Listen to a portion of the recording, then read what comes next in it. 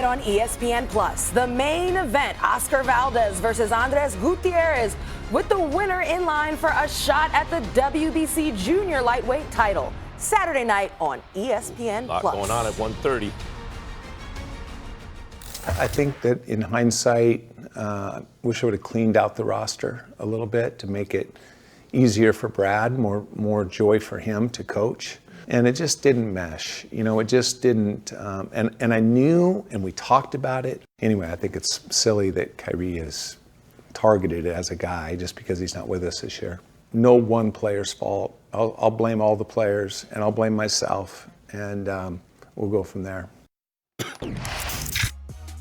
That was Celtics GM Danny Ainge stepping up to shoulder some of the blame after last season ended in a disappointing second-round finish and finger-pointing. Then Marcus Smart addressed questions about Kyrie Irving's impact on the team last year, and he said, quote, "It's not that we didn't know how to act around him. It's that we didn't know how he was going to act. We didn't know what his moods were, and we didn't know what Kyrie was going through."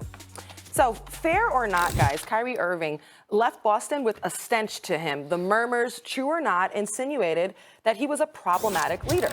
And so Kyrie has since departed for the Brooklyn Nets. And despite losing Kyrie, this all-NBA talent, this season's Celtics are second in the East. They're 12-4 on the season so far. And if you look closely, dare I say, the Celtics look like they're having fun.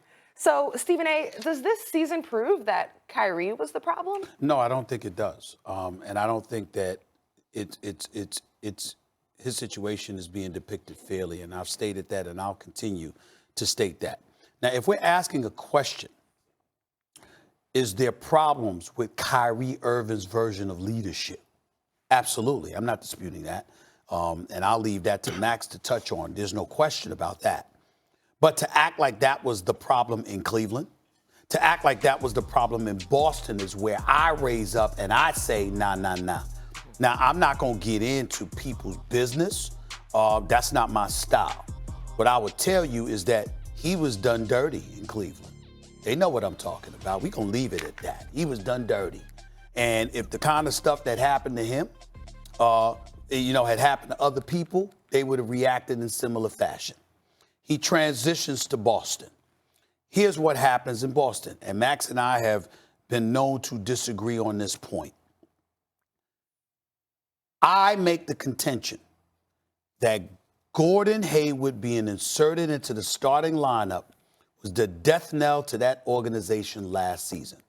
In fairness to Brad Stevens, who I'm very fond of, and in fairness to Danny Ainge, who I respect profoundly, and he and I have spoken, and we respectfully disagree, but I make my position very, very clear. Brad Stevens coached Gordon Hayward at Butler. That was his star.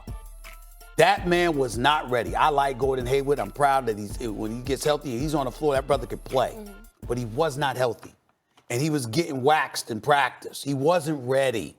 And to take that guy and to insert him into the starting lineup, and I'm going to go here, Max, in a league that's more than 75% black, with a bunch of brothers who can ball, who are looking for their moment to shine, particularly coming off an Eastern Conference Game 7 Finals berth without Kyrie, to follow up that season by inserting an unready Gordon Hayward into the starting lineup was the beginning of everything. What about the politics of how much he was being paid, too? Sometimes that factors in as well. That's what I'm saying. And I'm not saying... Not saying it's purely I'm not saying that's racial or relationship-wise. It's based on everything. That plus the contract. It wasn't based... Okay. The decision wasn't based on race. The decision to play him was the brothers, they had a problem with that. All right, look. So the Kyrie element was later. Here's the problem. That's all I'm saying. Here's my problem I have with you in this take. Sure. Your hypothesis is undisprovable.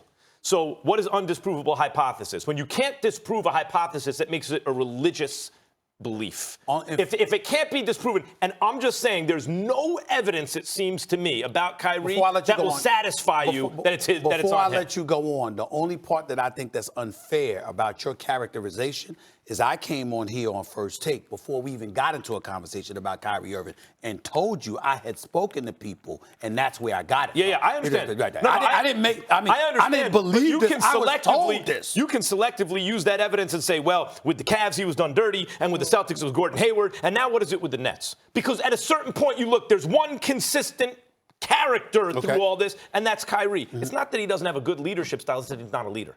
He's not a leader. He is the most talented player on the floor. He is an all-time great talent. And by the way, there's a difference between talent and skill. Talent is kind of like what you're capable of doing physically, like in a raw way, before you've refined your craft. Skill is what you learn to do with that talent. It's not just that Kyrie's a crazy talent. He's the most skillful player you will ever see. The talent plus the skill, but the knowledge of how and when to deploy it, the leadership in the locker room, all those things, it's not happening. And worse than that, we keep hearing the same thing. They call it mood swings.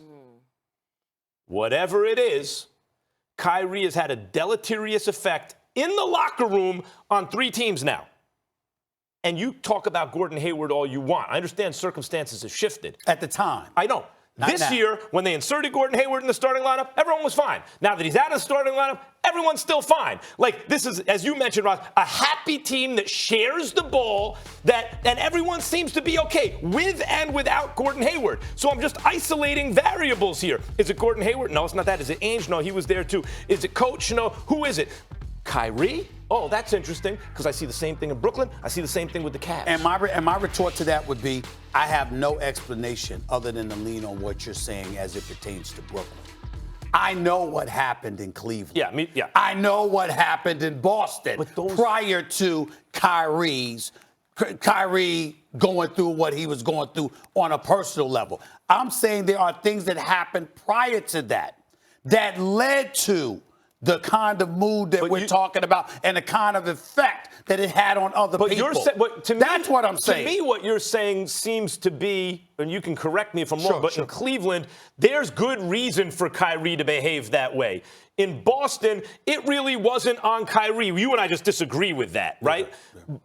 But to me, it's still excuses. Like, just because something happened, yeah, it's understandable you behave that way, but you didn't have to behave that way. In Boston, you can say whatever else. That's a different argument. I'm not excusing it. So I get where you're coming from. If you're telling me that it's excused, then I'll correct myself. Because, again, regardless of those situations, obviously that doesn't mean that it gives you a license to act up with the mood swings that has a negative effect on your teammate. I'm with you there. What I'm saying is, what I'm not going to do is look at Kyrie and then say, it's all you and these other things didn't happen to contribute to you being that way. Because that's not fair. That's what I'm saying. There was stuff that happened in Cleveland. There was stuff that happened in Boston that led to that negative impact. But if it happens in Brooklyn and it happens at the Nets stop, at a certain point you go back and you have to reevaluate what's going on. Brooklyn's a different ballgame. Okay. They signed you to a max contract. You came there with KD. I want to say one thing to Kyrie. Sure. I want to say it right to Kyrie. Sure.